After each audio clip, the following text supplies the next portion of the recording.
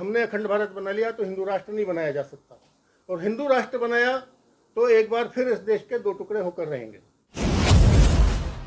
कि जो भी भारत में रहते हैं वो सभी हिंदू हैं, और मुसलमानों के लिए भी संघ के दरवाजे खुले हुए हैं। आप हिंदू राष्ट्र के नाम पे, राम मंदिर के नाम पे, किसी भी नाम पे देश में दंगे कराना चाहते हैं, करा लीजिए। हजारों लाखों लोग वैसे भी एक्सीडेंट में मर जाते हैं, 3-4 लाख और दंगों के नाम पे सही, हिंदू राष्ट्र बनाने के नाम पे सही। उसी टाइम पे एक और संस्था बनी, बजरंग दल। मेरे आंखों के सामने पहली बार संघ के अंदर अपराधियों को प्रवेश दिया गया बजरंग दल के नाम पर। संघ का असली एजेंडा एंटी मुस्लिम भी नहीं है, संघ का एजेंडा हिंदू राष्ट्र भी नहीं है। अगर हिंदू राष्ट्र होता तो निश्चित रूप से उसका ब्लूप्रिंट जनता के सामने 8 साल में रख चुके होते। संघ को सिर्फ अब जो राम मंदिर का आंदोलन के बाद अब इनकी बासी चाय में उबाल आ नहीं रहा है। कृष्ण जन्मभूमि उठा के देख लिया, काशी उठा के देख लिया, सब पापड़ बेल लिए। तो अब हिंदू राष्ट्र के नाम पर सिर्फ चुनाव जीतने के अलावा इनका और कोई मकसद नहीं है। दंगे फसाद करने के पीछे सिर्फ इनका एक ही एजेंडा है कि ये सच्चाई से लोगों को रोक के रखें, हिंदुओं को हिंदू धर्म के अध्ययन से रोक के रखें। तो एक अजीब तरह का माहौल इस देश में बनाया जा रहा है, और ऐसे सारहीन, तथ्यहीन, तर्कहीन मुद्दे लोगों के सामने रखे जा रहे हैं। इसी तरह का एक मुद्दा बड़े ही भ्रामक तरीके से देश के सामने रखा जा रहा है, हिंदू राष्ट्र का। कभी ये संघ परिवार के लोग बोलते हैं कि ये देश तो हिंदू राष्ट्र है, कभी बोलते हैं हिंदू राष्ट्र बनाना है। अगर है तो फिर बनाना क्या है, और बनाना है तो कैसा बनाना है, फिर उसकी रूपरेखा क्या है। पिछले 8 साल में ये इसकी रूपरेखा के बारे में एक लाइन भी बताने में असफल रहे। इसका मतलब इसकी रूपरेखा में कुछ ना कुछ गोपनीय जरूर है। दूसरा प्रश्न ये उठता है कि यही वर्ग के लोग एक तरफ अखंड भारत का भी नारा लगाते हैं। अगर मान लीजिए अखंड भारत बन जाता है, जैसा कि हम भी चाहते हैं, सभी चाहते हैं कि बने, कौन नहीं चाहेगा कि अखंड भारत नहीं बने।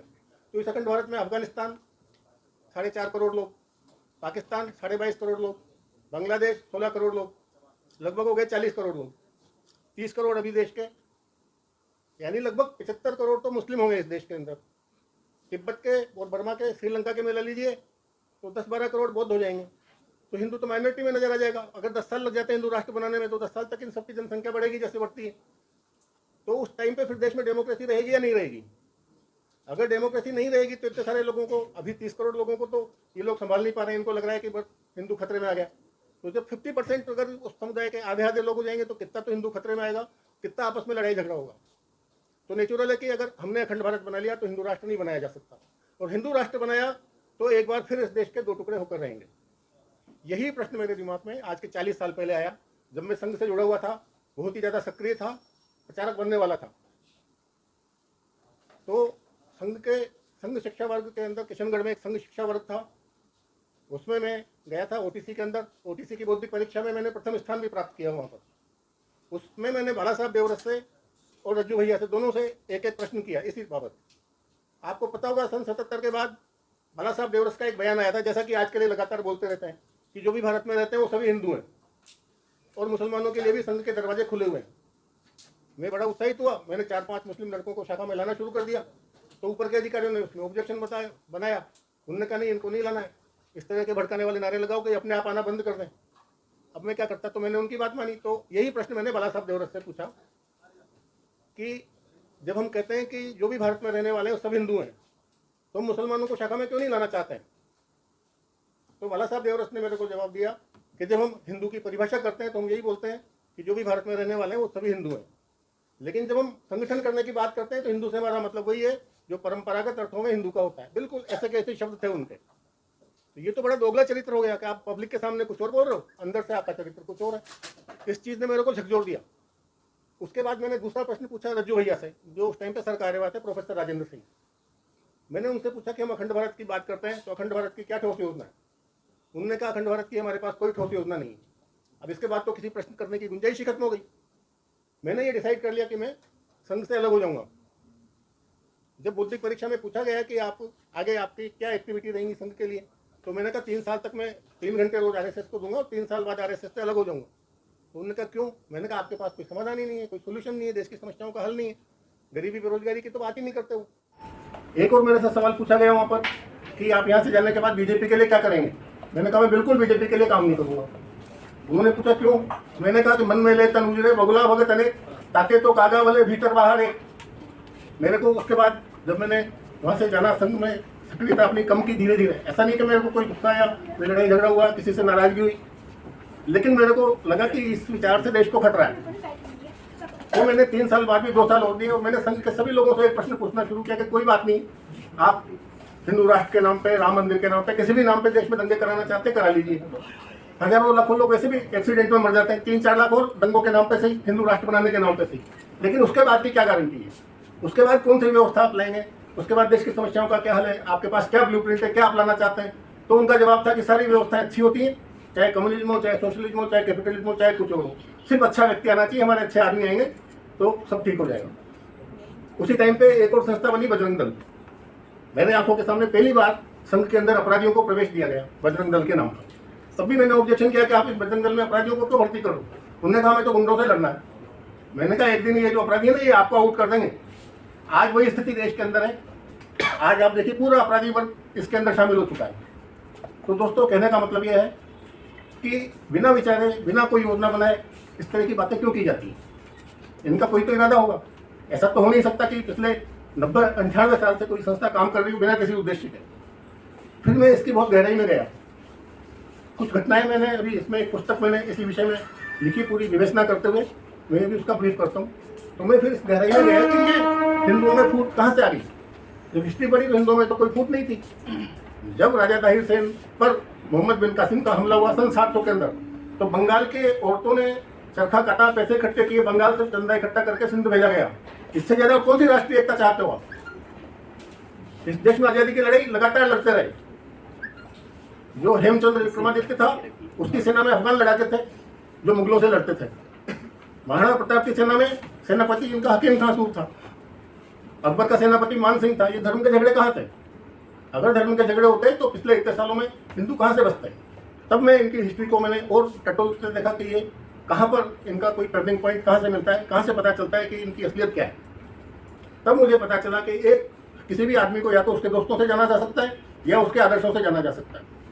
तो मेरे को एक अजीब कड़ी मिली कि पूरे देश में सिर्फ संघ परिवार एक ऐसा है जो पुष्यमित्र को आदर्श मानता है।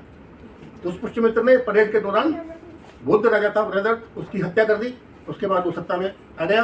उसके बाद बौद्ध भिक्षुओं का कत्लेआम हुआ। इस देश से बुद्धों का सफाया कर दिया गया। अब आप कहते हैं कि उनको मुसलमानों से परेशानी, उनको तो बुद्धों से भी परेशानी है।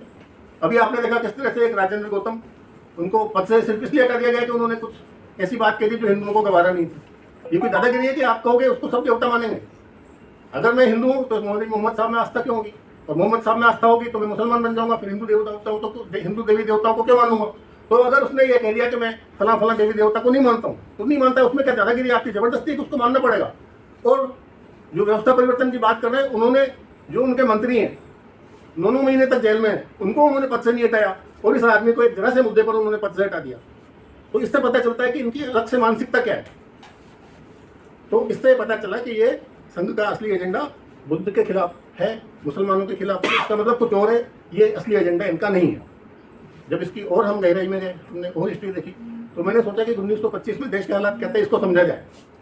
जब हमने समझा तो पता चला कि 1925 में जब डॉक्टर हेडगेवार ने संघ की स्थापना की, 250 साल पहले मुगल सत्ता समाप्त हो चुकी थी। यानी मुगलों से तो कोई खतरा था ही नहीं। मराठों का राज वहाँ पे 250 साल से महाराष्ट्र के अंदर मराठों का राज्य था। मुगलों बादशाहों से ये चौथ और सप्तदेशमुखी वसूल किया करते थे मराठा लोग। और अंग्रेजों ने जो सत्ता छीनी वो मुगलों से नहीं छीनी, वो मराठों से छीनी, यानी कि हिंदुओं से छीनी। तो सत्ता हमसे छीनी अंग्रेजों ने और हमारी नाराजगी मुसलमानों से। ये तो बहुत ही अजीबोगरीब बात हुई।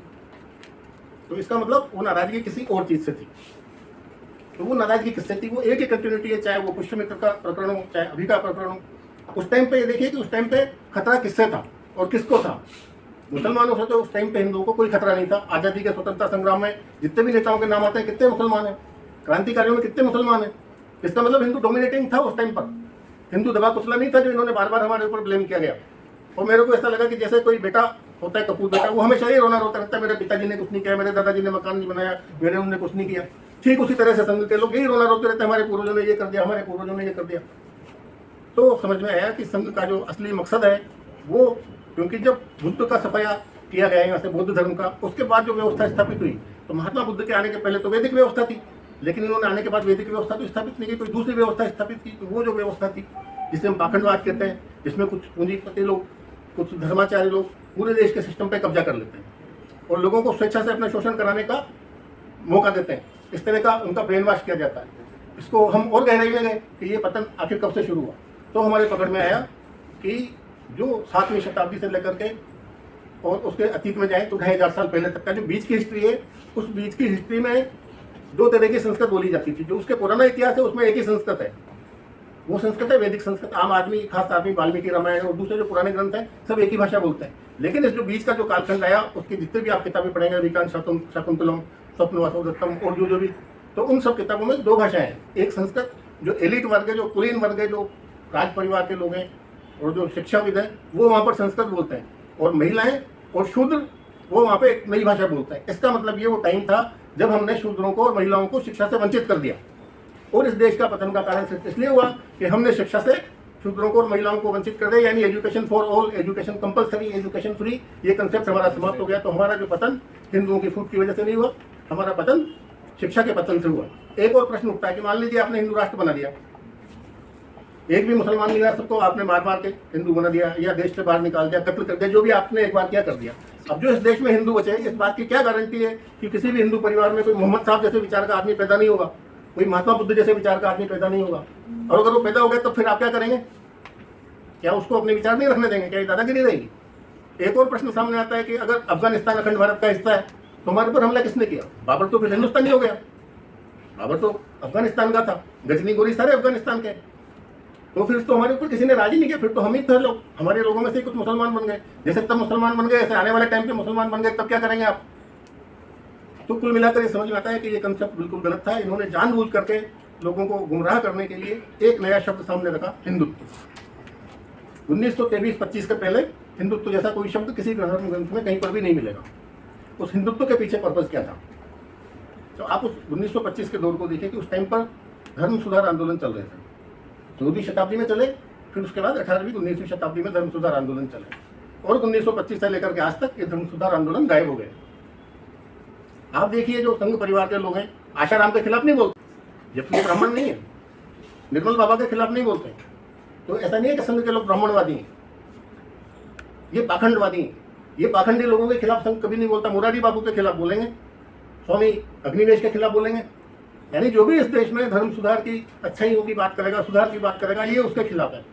तो 1925 में न हिंदुओं को खतरा था, न मुसलमानों को खतरा था, न हिंदू मुस्लिम के बीच कोई झगड़ा था। एक और बहुत इंपॉर्टेंट बात मैं आपको बताऊं, हिंदुओं और मुसलमानों के बीच कोई झगड़ा नहीं था। सबसे पहला इस देश में जो दंगा हुआ वो बॉम्बे के अंदर हुआ। जब राजा एडवर्ड यहाँ पर आया, उसके सम्मान में मुस्लिम लड़कियों ने गाना गाया, नाच गान पेश किया और उसका सम्मान किया गया। वो पहला दंगा था जिस दंगे में हिंदू मुसलमान एक साथ लड़े थे, ईसाइयों और पारसियों के खिलाफ। तब अंग्रेजों को ये बात समझ में आई कि इस देश में राज करना है, इन दोनों को लड़ाना जरूरी है। 1857 में तो समझ में आई थी, लेकिन वो उनका विफल रहा। उसके बाद 1905 में बंगाल का विभाजन किया, 1906 में मुस्लिम लीग की स्थापना की, लेकिन वो मुस्लिम लीग उनका काम पूरा नहीं कर पाई और 1911 में इनको विभाजन रद्द करना पड़ा। ये हिंदू मुस्लिम एकता का प्रतीक था। कहाँ था झगड़ा? हिंदू मुस्लिम एकता की वजह से इनको विभाजन रद्द करना पड़ा। उसके बाद 1915 में हिंदू महासभा बनी। यानी दोनों संगठन अंग्रेजों ने हिंदू मुस्लिम एकता से घबराकर इसको तोड़ने के लिए बनाए। और जो संघ के संस्थापक डॉक्टर हेडगेवार के गुरु हैं मुंजे साहब, डॉक्टर मुंजे, वो भी हिंदू महासभा के सक्रिय कार्यकर्ता थे। तो एक तो ये कनेक्टिविटी समझ में आती है। दूसरी कनेक्टिविटी समझ में आती है कि उस टाइम पर डॉक्टर हेडगेवार, जब लोकमान्य तिलक की जब मृत्यु हुई तो डॉक्टर हेडगेवार महर्षि अरविंद के पास गए कि आप आकर कांग्रेस का नेतृत्व कीजिए। महर्षि अरविंद ने मना कर दिया। यहाँ तक तो बात ठीक है। उसके बाद अगला प्रश्न उठता है कि उस टाइम पे लाला लाजपत राय वो बहुत बड़े नेता थे। उस टाइम पे गांधी जी तो पृष्ठभूमि में थे, फ्रंट पर तो लाला लाजपत राय थे। ये लाला लाजपत राय के पास क्यों नहीं गए कि आप जो है कांग्रेस का नेतृत्व करें? और उन्होंने कांग्रेस से अलग होने का फैसला किया। तो उससे क्या साबित होता है कि लाला लाजपत राय आर्य समाजी थे, यानी वो सुधारवादी थे। तो इसका मतलब यहाँ से लिंक पकड़ में आता है पुष्यमित्र से और लाला लाजपत राय से इनकी दूरी बनाने से। उसके बाद 1921 से लेकर के और 1923 के बीच में वहाँ पर 3 महीने पहले केरल में एक दंगा हुआ था, जो वास्तव में मारवाड़ियों के खिलाफ वहाँ के मजदूरों ने किया था। इस तरह के कुल 12 क्रांतियाँ अपने देश में हुई हैं जहाँ पर मजदूरों ने सामंतों के खिलाफ और अंग्रेजों के खिलाफ हमले किए।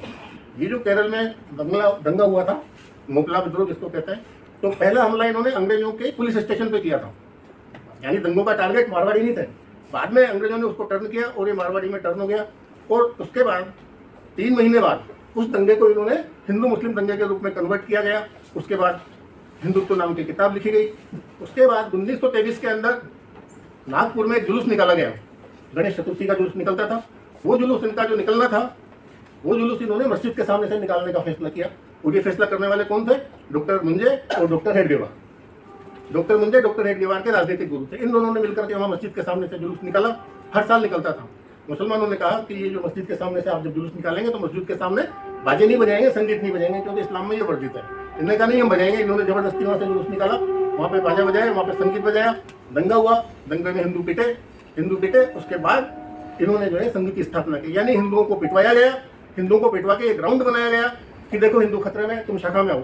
और उसके बाद 1925 में संघ की स्थापना होती है। 1927 में फिर वहाँ पर दंगा होता है गुजरात में, बिल्कुल सेम इशू होता है, वही मुद्दा आता है। और ये कहते हैं मस्जिद के सामने से जुलूस निकालेंगे, वही मस्जिद के सामने रुक करके जुलूस निकाला जाता है, वहाँ पे वही बाजे बजाए जाते हैं, फिर वहाँ पे हमला होता है और उस बाद मुसलमान को हिंदू लोग मिलकर पीटते हैं और संघ की जय जयकार हो जाती है। इस तरीके से संघ का काम जोर पकड़ता है। तो क्या सामने आता है कि संघ का एजेंडा कुछ और है, मुसलमानों को इन्होंने सिर्फ एक टूल बना करके पेश किया है। वो क्यों पेश किया है? क्योंकि अब इनको हिंदुओं के अंदर होने वाले सुधार रोकने थे। अब अगर धर्म की बात करेंगे तो सुधार तक जाएगी, आदमी चर्चा करेगा, गहराई तक जाएगा, पता चल जाएगा ईसाई मुसलमान हिंदू सबों का धर्म एक ही है। ये काम ऐसा नहीं है कि खाली संघ वालों ने किया, इस्लाम में भी यही काम हुआ है, वहाँ भी उन्होंने उनको धर्म से रोका है। धर्म की गहराई तक जाने से रोकने के लिए इन्होंने एक नया शब्द बना दिया, हिंदुत्व। इन्होंने कहा हिंदू कोई धर्म नहीं है। अरे धर्म नहीं है तो फिर क्या है? फिर आप धर्मांतरण क्यों करा रहे हो? अगर हिंदू धर्म नहीं है तो अंदर के दांत खाने के कुछ और, दिखाने के कुछ और। तो अब हिंदुओं को धर्म नहीं है ये कहना था, तो हिंदू धर्म को नकारने के लिए इन्होंने एक नया शब्द बना दिया, हिंदुत्व। हिंदू एक जीवन पद्धति है, हिंदू एक संस्कृति है, हिंदू एक समाज है। ऐसे साधे तत्वों में हिंदू को उलझा गया और धर्म के अध्ययन से उसको रोक दिया गया ताकि हिंदुओं के अंदर सुधार रुक जाए। तो इसका मतलब इनका जो असली एजेंडा था वो हिंदुओं के अंदर होने वाले सुधार रोकना था। लेकिन अब इस काम को अंजाम कैसे दिया जाए? तो लोगों को एकजुट करने के दो ही तरीके होते हैं, या तो सामूहिक हित या सामूहिक दुश्मन, साझा हित या साझा दुश्मन। तो इन्होंने एक साझा दुश्मन की तलाश की, जो इनको मुसलमान बड़ी आसानी से मिल गए, क्योंकि मुसलमानों की सत्ता समाप्त हुए 250 साल हो चुके थे। मुसलमान सत्ता में नहीं थे, ईसाई सत्ता में थे। ईसाइयों के खिलाफ बोल नहीं सकते थे, वहाँ तो इनकी हिम्मत नहीं थी। ईसाइयों के खिलाफ बोलते तो पिट जाते। तो इन्होंने मुसलमान, इनको इजी टारगेट मिल गया। तो अभी तक भी जो लगातार चला रहा है, संघ का असली एजेंडा एंटी मुस्लिम भी नहीं है, संघ का एजेंडा हिंदू राष्ट्र भी नहीं है। अगर हिंदू राष्ट्र होता तो निश्चित रूप से उसका ब्लूप्रिंट जनता के सामने 8 साल में रख चुके होते। संघ को सिर्फ अब जो राम मंदिर का आंदोलन के बाद अब इनकी बासी चाय में उबाल आ नहीं रहा है। कृष्ण जन्मभूमि उठा के देख लिया, काशी उठा के देख लिया, सब पापड़ बेल लिए। तो अब हिंदू राष्ट्र के नाम पर सिर्फ चुनाव जीतने के अलावा इनका और कोई मकसद नहीं है। दंगे फसाद करने के पीछे सिर्फ इनका एक ही एजेंडा है कि ये सच्चाई से लोगों को रोक के रखें, हिंदुओं को हिंदू धर्म के अध्ययन से रोक के रखें। तो ये सारा विषय मैंने एक पुस्तक के अंदर बिल्कुल स्पष्ट किया है। ये पुस्तक अभी मैं आपके सामने प्रस्तुत कर रहा हूँ। सर थोड़ा सा नीचे कर लीजिए, दबा दो। देखिए एक बात, इस पुस्तक का एक एक शब्द सच्चाई से भरा हुआ है। एक भी शब्द अगर कोई झूठ साबित कर दे तो मैं बड़ी से बड़ी कार्रवाई को सुप्रीम कोर्ट तक को फेस करने के लिए तैयार हूँ। जो भी सजा मिले उसके लिए तैयार हूँ। इसका एक भी शब्द कोई, इसमें जो घटनाएं मैंने दी है एक एक घटना सही है, लेकिन मैं किसी लोगों के नाम को खराब नहीं करना चाहता। किसी से मेरी कोई व्यक्तिगत रंजिश नहीं है, मेरी लड़ाई विचारधारा से। इसलिए मैंने सिर्फ 4 लोगों के इसमें नाम दिए हैं।